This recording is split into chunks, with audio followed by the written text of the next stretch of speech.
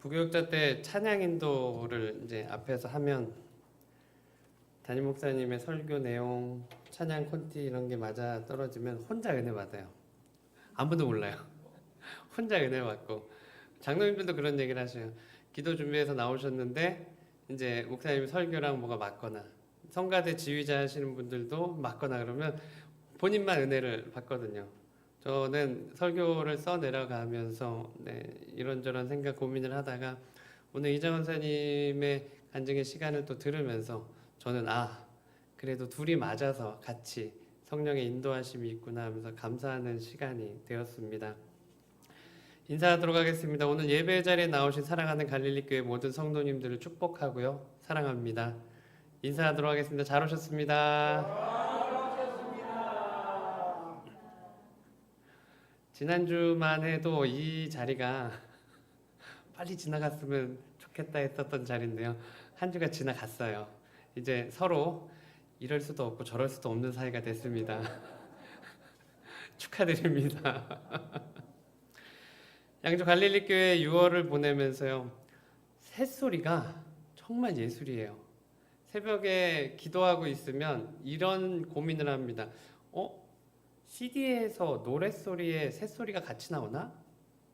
네, 음악, 찬양에 새소리가 같이 나오는 음악들이 있거든요. 그런 음악이었나? 라고 했는데 가만 듣고 보면 밖에서만 들리는 거죠. 새를 보러 이렇게 가면 새는 없어요. 소리만 그렇게 우리들에게 선물로 주는 것 같습니다. 새는 그렇고요. 나비도 참 많아요. 교회 주차장에 나비가 막 날아다닙니다. 아내가 그런 얘기를 한 적이 있어요. 쟤는 여기가 편한가 봐. 우리가 무섭지 않은가 봐. 뭐 이러면서 그렇게 나비를 보고 새소리를 들으면서 6월을 지내고 있습니다.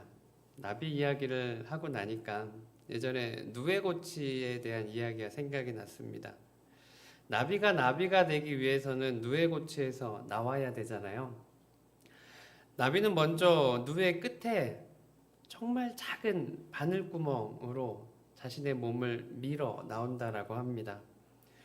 꼬박 하루를 싸워서 그 누에고치에서 나와야 나비가 됩니다. 그런데 착한 누군가가 그 누에고치에서 나오는 그 나비를 보고 누에고치 입구를 조금 열어준다면 나비는 시원하게 편하게 나오겠죠. 그런데 그 나비는 그렇게 편하게 나온 나비는 오래 살지 못하고 죽는다라고 합니다. 자, 그 이유는 무엇이냐 하면 누에고치 그 작은 구멍으로 나비가 나오면서 그 누에고치의 외벽에 있는 기름기 같은 것들이 나비 날개에다 발라지게 됩니다. 코팅을 하는 그러한 느낌을 주는 거죠. 그리고 힘들게 나오면서 근력도 단단해지고 그렇게 해서 나비는 튼튼하게 고난 가운데 태어난다라는 것입니다. 그렇게 나온 나비는 살아나고요. 알도 낳고 자기의 생을 살아간다라는 이야기입니다. 꼭 편한 것만이 능사는 아닌 것 같습니다. 혹시 고난 가운데 계신다면, 고난을 통과하고 계신다면 그 과정은 반드시 있어야 합니다. 그것이 하나님의 창조의 이치이며 그 고난의 과정을 통해서 우리 또한 완성되어 가기 때문입니다. 그리고 그 속에 하나님의 섭리가 있고요. 그분의 사랑이 있습니다. 그리고 그분의 축복과 인도하심이 있기 때문입니다. 심리학자들은 인간으로 살아가는데 필요한 절대 조건이요. 있어도 그만, 없어도 그만이 아니고 절대 조건 3가지를 이야기하는데요. 첫 번째로는 삶의 의미가 필요하다입니다. 의미가 있어야 된다. 두 번째로는 안전성, 안정을 가져야 된다는 거죠. 평안함. 그리고 세 번째로 소속이 필요하다라고 합니다. 나의 소속감. 자, 첫 번째로 그럼 삶의 의미가 필요하는데요. 나의 존재의 의미가 꼭 필요한 것이죠. 내가 왜 있어야 하는가? 어떻게 보면 우리는 이 존재의 의미 때문에 많은 시련들을 겪고 살아가죠. 아니죠. 우리는 존재의 의미를 깨닫기 위해서 시련을 겪게 되는 것입니다. 이해하셨죠? 자, 두 번째로는 안정성이 필요합니다. 안정성. 일생을 안전을 위해서 살아갑니다. 안전을 위해서 돈도 벌고요. 그리고 안전한 집, 안전한 차, 안전한 교육, 그리고 안전을 위한 정치. 정치 잘못하면 전쟁이 일어나죠. 정치를 잘못하면 이웃 간의 싸움도 일어나게 됩니다. 그러기 위해서 안전을 찾기 위해서 평생 수고하고 노력하는 게 바로 우리 인간이라는 것입니다. 얼마 전에 브라질 대표팀이 우리나라에 와서 축구 시합을 했습니다. 그런데 솔직히 축구에 대한 이야기보다 이들이 우리나라에 와서 관광하고 간 게 더 유명해졌다라고 해요. 와서 남산 갔다 그러고요. 에버랜드 갔다라고 합니다. 그리고 저녁에 자기네들끼리 돌아다니면서요. 너무 좋다고 대한민국. 왜냐하면 브라질이라는 나라는 해만 지면 어디서든지 범죄가 일어날 수 있는 곳이기 때문이죠. 브라질 대표팀의 고액을 받는 선수들은 그런 얘기를 했다고 합니다. 나 한국 와서 살고 싶어. 안전하니까요. 세계에서 그렇게 유명한 선수들조차도 안전을 찾고 있습니다. 경호원 없이 다닐 수 있는 길, 젊은 남녀가 편하게 다닐 수 있는 이 안전, 한국이 너무 좋았다라고 그렇게 이야기를 합니다. 세 번째로 필요한 건 소속감입니다. 세상을 살아가면서 우리는 소속이 들어있죠. 가정, 친구, 직장, 교회, 내가 속한 무리들이 내 소속이 됩니다. 내가 어디에 속해 있냐가 또한 내 삶의 의미를 이야기하죠. 그 소속이 나를 안전하게 지켜주기도 합니다. 그 소속이 나의 삶의 의미가 되기도 합니다. 그 소속이 바로 나를 나타내기도 하죠. 자, 소속의 이야기 가운데 가정에 대한 이야기가 나왔는데요. 가정에 소속된 이들, 즉 결혼이죠. 장수에 대한 기사를 언제 본 적이 있었는데 우리 장수하기 위해서는 뭐 소식하고 많이 움직여야 되고 막 이렇잖아요. 근데 그 중에 의외의 단어가 있었습니다. 결혼. 장수의 비결 가운데 결혼이 있었어요. 태준 선생님 왜 웃어요? 너무 밝게 웃어서. 자, 그런데 재밌는 건 남자는 7년을 더 산대요. 여자는 3년 더 산대요. 더 사는 건 좋은데 왜 4년의 차이가 있을까요? 이곳에 계신 남편분들은 4년을 빚진 인생을 살고 계십니다. 오늘 가정으로 돌아가셔서요. 그 빚진 4년을 가지고 평안한 주일 오후를 아내에게 만들어 주시기를 원합니다. 남자 목소리는 하나도 안 들리네요. 자, 그렇게 인간의 삶은 세 가지의 절대 조건이 있다라는 것이죠. 삶의 의미가 있어야 되고요. 안정성이 있어야 된다. 그리고 소속이 필요하다라는 것입니다. 자, 그럼 신앙인으로서의 세 가지 절대 조건, 이 동일한 주제를 가지고 오늘 말씀을 나누려고 합니다. 오늘 말씀에 우리의 영을 깨워 나에게 이야기하시는 성령의 음성을 듣는 귀한 시간, 복된 시간 되시기를 원합니다. 첫 번째, 신앙인으로서의 삶의 의미, 이스라엘을 통해서 우리에게 알려주십니다. 오늘 본문은 이스라엘 백성이 애굽에서 430년 동안 노예로 살아왔습니다. 자녀를 낳아도 그들은 노예입니다. 본질상 노예입니다. 죽을 때도 그들은 노예입니다. 그런 노예에게 어떤 삶의 의미가 있을까요? 하나님은 이스라엘에게 그 의미를 부여해 주십니다. 그 의미는 하나님께서 큰 기적으로 그들을 구원해 주시겠다라는 사실이죠. 노예된 삶의 의미는 구원을 통한 하나님의 백성이 되는 것입니다. 이때 우리가 기억해야 할 문제가 있습니다. 이스라엘은 구원을 얻게 되는 때, 동일한 시기에, 그렇다면 애굽은 무슨 일이 벌어질까요? 애굽은 심판의 날이 다가오는 것입니다. 다시 말해서 심판과 구원은 함께 이루어진다는 사실이죠. 우리는 그런 기도하죠. 하나님 언제 오시겠습니까? 구원을 속히 우리에게 심판하여 주시옵소서, 우리를 만나 주시옵소서, 이런 기도나 생각들 종종 하시죠. 하지만 구원의 길을 갈 때 누군가는 심판의 길에 있게 된다라는 것입니다. 그래서 하나님은 기다려 주시죠. 우리 가족 중에 떠난 이들 가운데, 우리 권사님 아까 이야기하셨던 떠났던 세월, 그 길 잃었던 자녀가 다시 돌아오는, 그 탕자가 돌아오는 그 시간을 하나님은 기다리십니다. 그런데 그냥 기다리시는 게 아니고요, 세상에서 여러 가지 일들, 사건들 가운데 우리와 함께 하시면서 그렇게 기다려 주십니다. 그것이 바로 하늘의 비밀이고, 오늘 그 하늘의 비밀을 이스라엘 역사를 통해서 우리에게 알려주십니다. 하나님께서는 이스라엘과의 관계를 맺으십니다. 그리고 그들에게 삶의 의미를 허락하시는데요. 내가 너희를 구원하였다. 너희들 그것을 기억하라 입니다. 너희가 종이었던 사실을 기억해야 된다. 큰 기적으로 10가지 재앙을 너희들 보았지? 홍해가 갈라지는 거 보았지? 구름기둥과 불기둥 보았지? 내가 그렇게 너희들을 구원했단다. 잊지 말고 기억해라 입니다.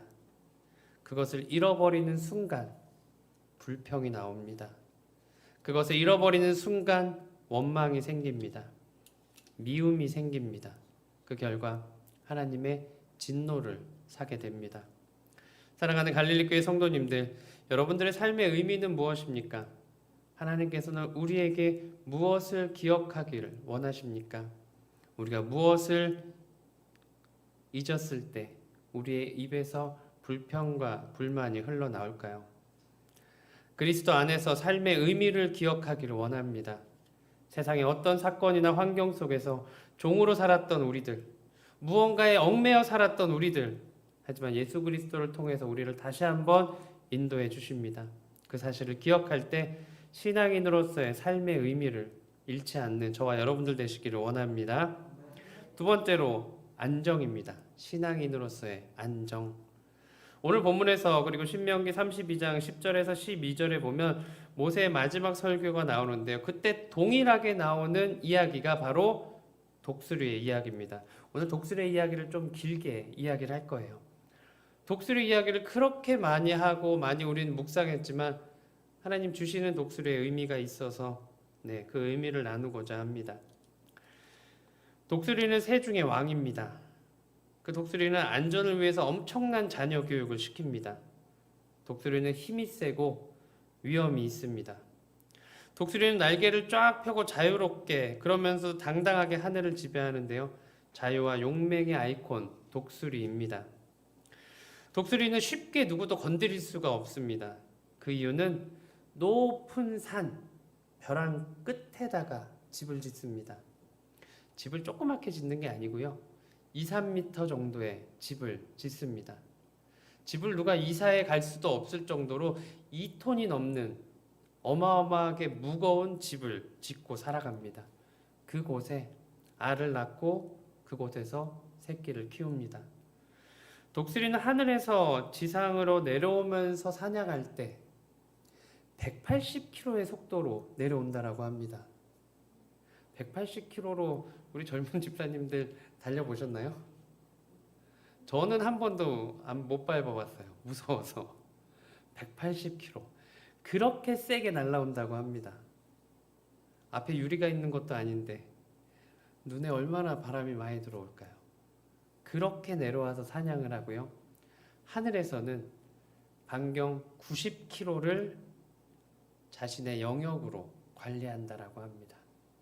90km 안에 있는 일들을 다 보는 거죠. 그리고 180km로 내려와서 사냥을 합니다. 그게 바로 독수리입니다. 그렇게 넓은 영토와 빠른 사냥을 위해서 혹독한 훈련이 필요한데요. 그래서 독수리는 자신의 새끼를 혹독하게 훈련시킵니다. 어미 독수리는 자녀가 날개짓을 할 때 그 높은 곳에서 어떻게 해요? 발로 밀어버리죠. 툭.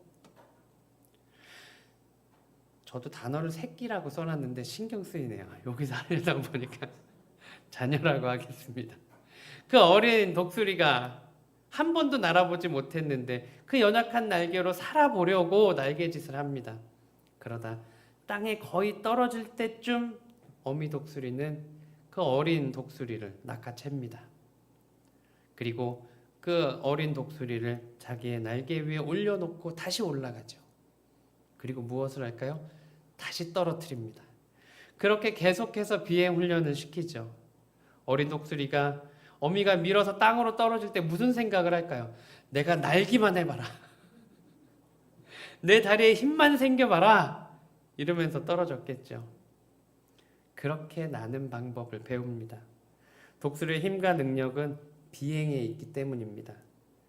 때로는 하루 종일 하늘에 있어야 됩니다. 90km라는 넓은 반경에 자신의 세력을 지키기 위해서 그 하늘에서 하루 종일 서 있어야 됩니다. 불어오는 바람에 그 기류에 날개를 맡기고 몸을 맡기고 비행할 줄 알아야 합니다. 그 거센 바람에 몸을 맡기기 위해서 훈련이 필요했던 거죠. 독수리의 뛰어난 비행 능력을 위해서 어미 독수리는 그 어린 독수리를 훈련시킵니다. 그리고 강하게 만들어냅니다. 엄청난 비행 기술을 배우지요. 뛰어난 사냥 능력을 배웁니다. 이제 그 어린 독수리는 안전해집니다. 안전해집니다. 결국 독수리의 고통을 통해서 안전함을 찾게 되는 것이죠. 고통은 필수 조건입니다. 적절한 고난과 어려움이 독수리를 단단하게 만들어 준다라는 것입니다. 그래서 어미 독수리는 땅으로 떨어지는 어린 독수리를 지켜봅니다. 누구보다도 그 자녀의 능력과 형편을 어미 독수리는 잘 알고 있습니다. 할 수 있어. 너 할 수 있어. 그래서 그를 지켜봅니다. 절대로 버린 게 아니죠. 우리에게 다가오는 고난과 역경도 그렇습니다. 하나님은 우리를 버리신 게 아니고요. 지켜보십니다.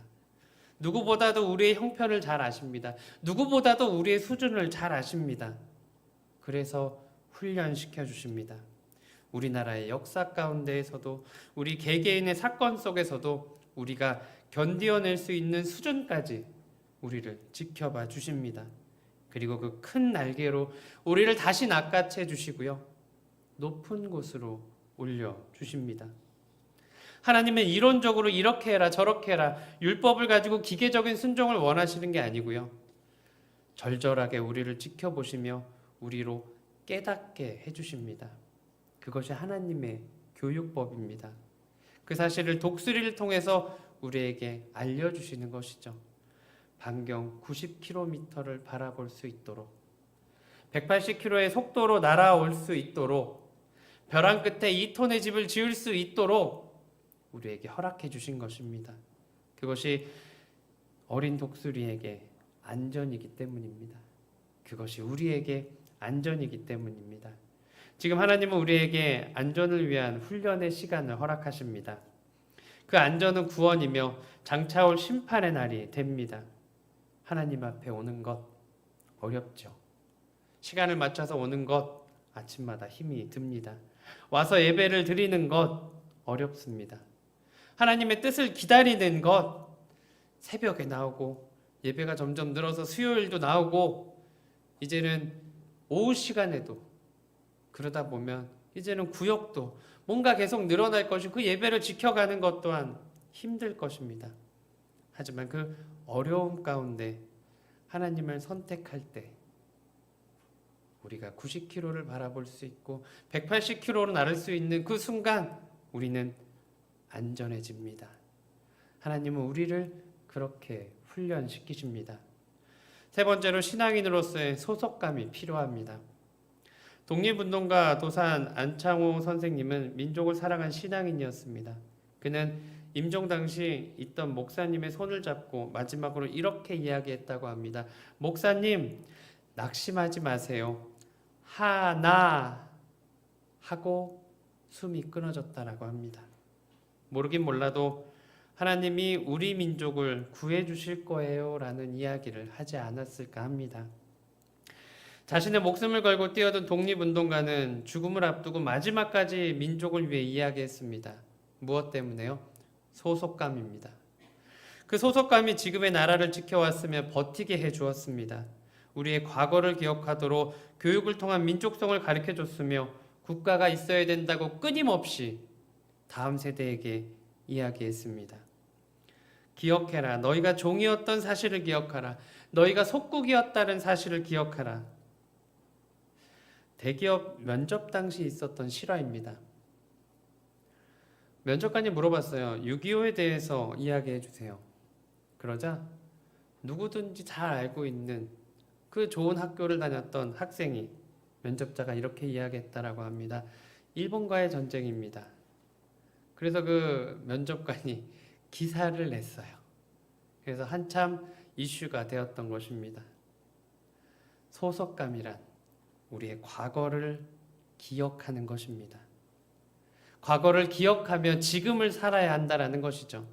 그런데 과거에 얽매이라는 것이 아닙니다. 과거에 얽매이게 되면 고통 가운데 살아가죠. 그때 감정만 가지고 살아갑니다. 아닙니다. 얽매이지 말고 그때의 잘못을 기억하며 지금을 살아가고 그때의 힘들고 어려웠던 상황을 기억하며 지금을 감사할 수 있게 그렇게 살아가라는 것입니다. 그런 의미로 이스라엘은 초막절을 지킵니다. 레위기 23장 43절의 말씀입니다. 이렇게 우리 같이 읽겠습니다. 시작. 이렇게 하여라.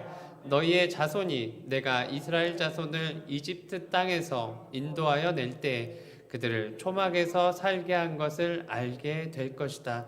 나는 주 너희의 하나님이다. 아멘. 과거를 기억하라는 것입니다. 그래서 초막절을 지키는데요. 이스라엘은 어떻게 살아왔는지 기억하라는 것이죠. 그래서 아직도 그들은 초막절이 되면 천막을 들고 광야로 나아갑니다.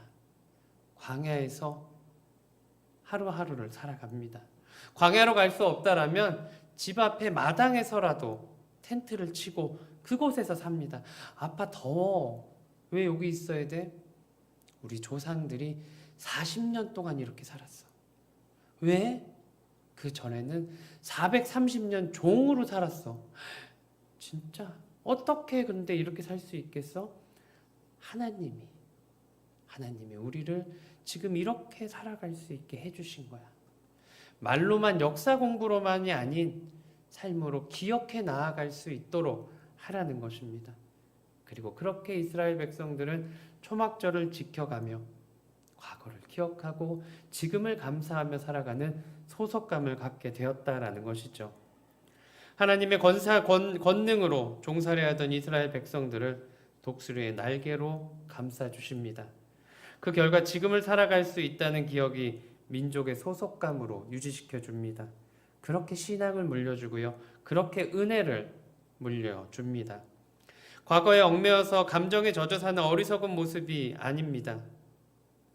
과거를 기억하며 살아야 지금을 내일을 살 수 있다라는 것입니다.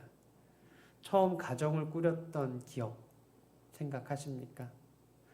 처음 자녀를 만났을 때의 기억, 처음 입사했을 때의 기억, 처음 임직을 받았을 때의 기억, 처음 예수 그리스도의 십자가가 나의 십자가였구나라는 것을 생각했을 때의 기억 말입니다. 그 기억이 가정이라는, 직장이라는, 신앙이라는 소속감을 단단하게 만들어 줍니다. 그 기억에 불평과 불만의 마음이 아닌 감사와 기쁨의 마음으로 우리를 안전하게 지켜줄 것입니다.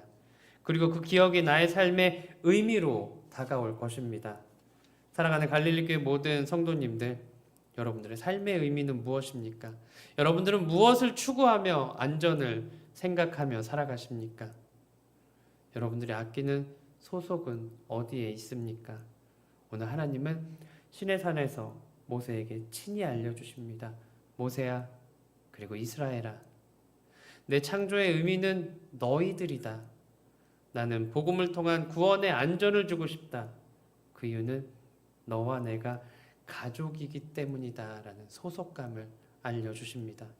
그리고 우리에게 이야기하십니다.